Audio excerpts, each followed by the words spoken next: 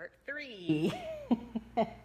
I could tell my brothers were stopping when they reached the top of my kilt. So I asked them, "Does the stripe end where my clothes begin, or does it keep going?" Cain awkwardly threw his hands up in the air. "I'm not gonna look." "What? Seriously?" I turned onto my left side and looked at him. "Cain, you just saw me naked while we were swimming a few moments ago. And we used to take baths together all the time. Do you really not remember?"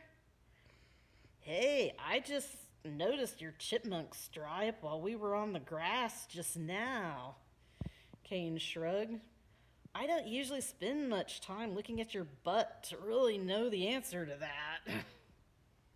Bo was laughing.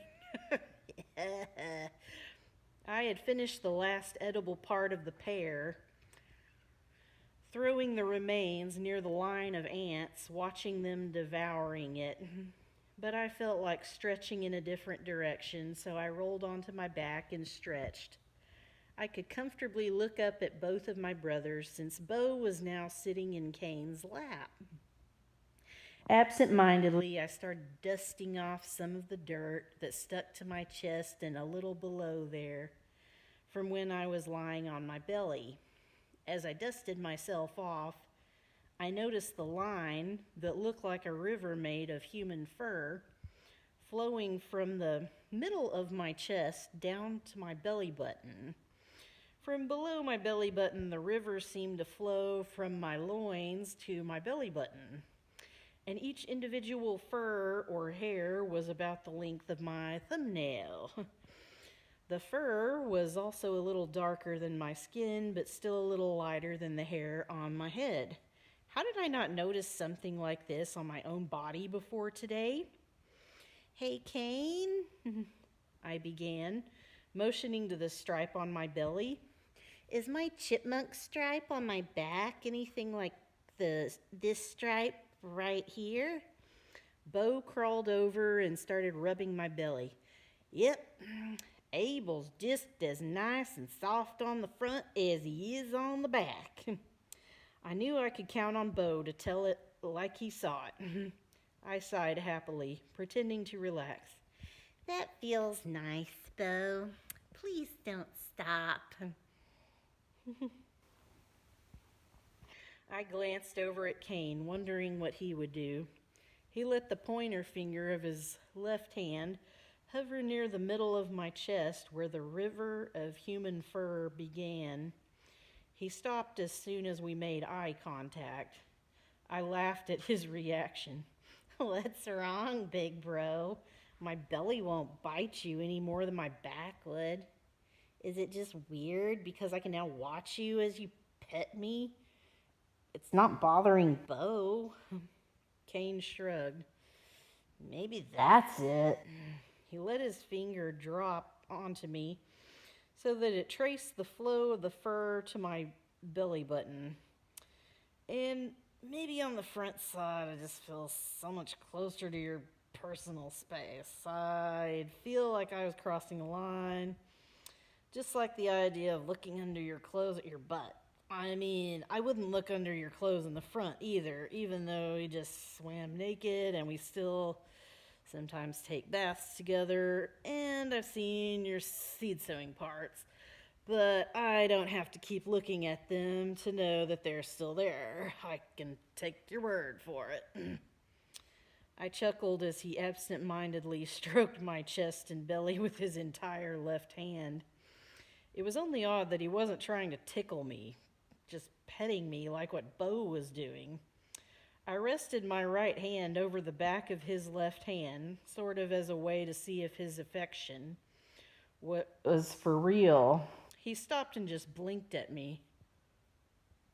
"Wait, may I look at your hands for a moment, Cain?" I asked. All right, I guess." Cain blinked as he complied. He held both of his hands out in front of my face at a distance between 1 or 2 spans of my hands away from my face. I noticed a lot of interesting things as I studied my big brother's hands. His hands were only about a third of my finger length, bigger than my own hands. It made sense because he was still taller than me. The top of my head came up to the bottom of his nose. His hands were the same dusty brown color as my hands. There were a few places on his palm that were rougher and more calloused from working in the fields and handling the farming tools. He even had some darker dirt under his fingernails from tilling the ground. But I realized something interesting that I wanted to share with my brothers. Wow, these hands, I began. A lot of the food we've eaten for the past 7 or 8 years was cultivated by these hands. I can't help but admire these hands. When these hands touch me, I wonder if this is what it feels like to have Dad's hands touch me. Abel, don't. Cain looked at me and bit his lower lip.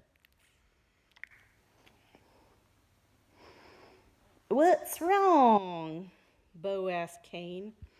Cain rolled his eyes as he explained.